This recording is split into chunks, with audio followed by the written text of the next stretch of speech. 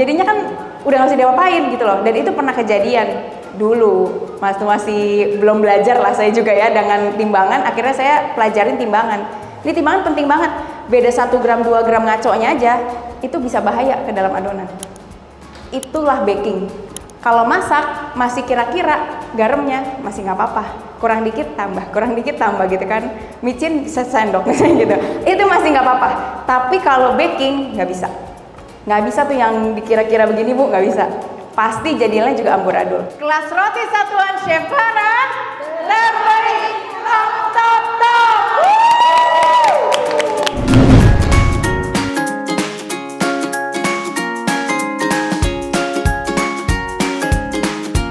Setelah matang Chef, kok rotinya Chef bisa glowing katanya. Itu banyak banget yang ngomong kayak gitu. Caranya gimana? Saya bikin di rumah nggak glowing. Setelah keluar dari oven panas-panas mateng, saya langsung olesin butter. Itu rahasianya Bu, dicatat. Olesin butternya apa? Saya pakai karena biar satu rasa, satu wangi. Jadi saya olesin, nanti dia akan mengkilau. Karena butter yang dilelehin itu kan akan mengeluarkan shiny ya. Jadi itu makin mantep. Tujuannya untuk apa? Satu sebenarnya untuk bikin glowing.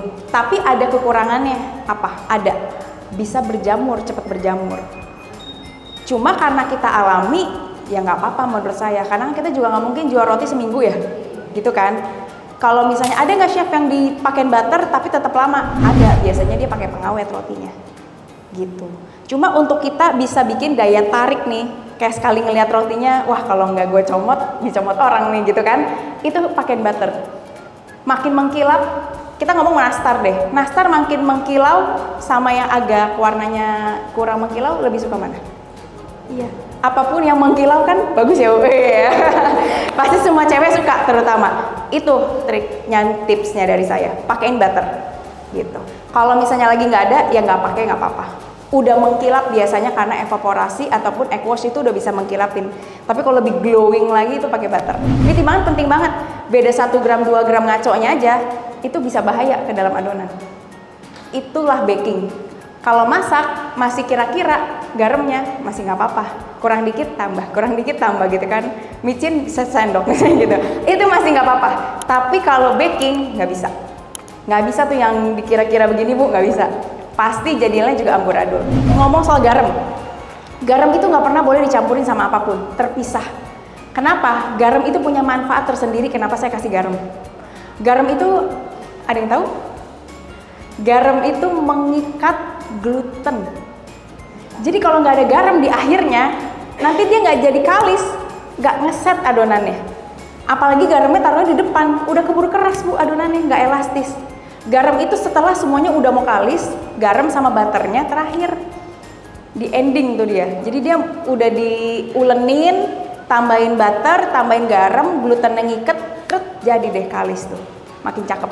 Makanya hari ini nanti kenapa saya bilang kita sama-sama langsung baking, biar lihat sambil saya jelasin.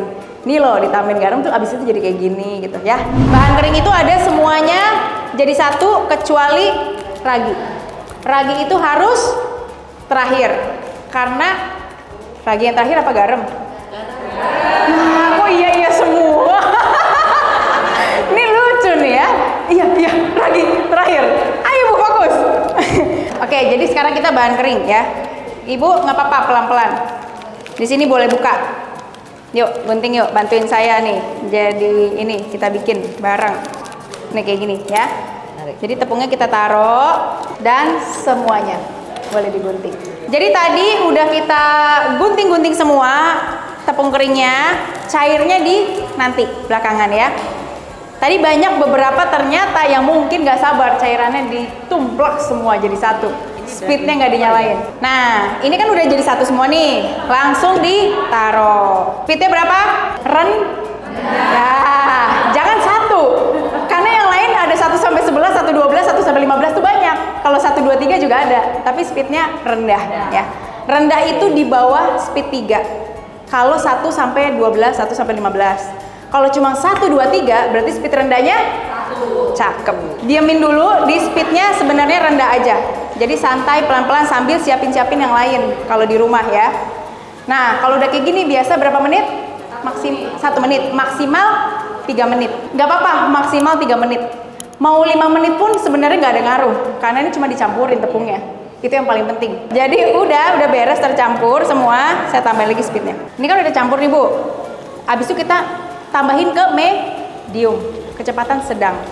Langsung sambil jalan nih, kita campurin bahan apanya? Cair. Tapi karena ini adegan berbahaya jadi saya matiin dulu. Nah, oke Bu, masuk, cakep. Tinggal disedangin lagi. Nah, sambil jalan airnya. Karena saya pakai kayak gini kan gampang, tinggal gunting ujung. Pelan-pelan di pinggir Bu, tuh. Ring, dikit-dikit. Bisa kasih tips yang paling mudah dan biar cepet kalis. Bahan cair harus dingin. Jadi yang dari kulkas, jangan didiemin di luar kulkas terus dipakai. Semakin dingin kenapa? Supaya suhu adonannya stabil. Kalau nggak dingin nanti dia bisa turun. Ya Pak, jadi 1/4 boleh. Kayak gini nih, pakai gelas ukur. Kita tinggal taruh. Telur boleh, dikocok pakai telur boleh. Tapi kalau misalnya telur mau dipisah, telur dulu juga nggak apa-apa karena telur kan lengket. Jadi biar dia ke mix dulu. Ya bentar ya. Susunya ada yang 1 gramasi penting soalnya. Tadi juga tuh banyak cair-cairan yang nggak dihabisin, masih ada sedikit-sedikit. Bukannya pelit ya ibu-ibu ya, tapi itu udah gramasinya 1 gram. Jadi kalau kurang nanti adonannya 1. Kok nih lengketnya nggak kalis-kalis? Nanti ini gini pasti ada kayak gitu. Tapi tadi beberapa di sini udah bagus-bagus nih ya. Kita mix kecepatan sedang saat cair ya. Boleh dicatat ya. Cair masuk sedang. Mix lagi. Ini sedangnya tuh di berapa nih? Di 8, di 7. Tunggu, kita ganti gini aja. Kita masukin 3 menit dulu ya. Sedangnya biar lebih agak mantep. Setelah 3 menit lihat, nanti baru kalau udah mulai menyatu adonannya, masukin butter sama garam terakhir. Setelah butter sama garam masuk, baru kecepatan skip. Cakep. Itu dihafal Bu, karena suatu saat nggak ada resep, cuma disediain bahan, udah tahu stepnya. Kering-kering, basah-basah, abis itu tinggal garam sama butter. Jadi saya ngajar dimanapun nggak ngeliat resep, ya saya udah tahu polanya, karena itu yang saya terus hafalin. Speednya juga gampang, rendah, sedang, tinggi. Gampang kan?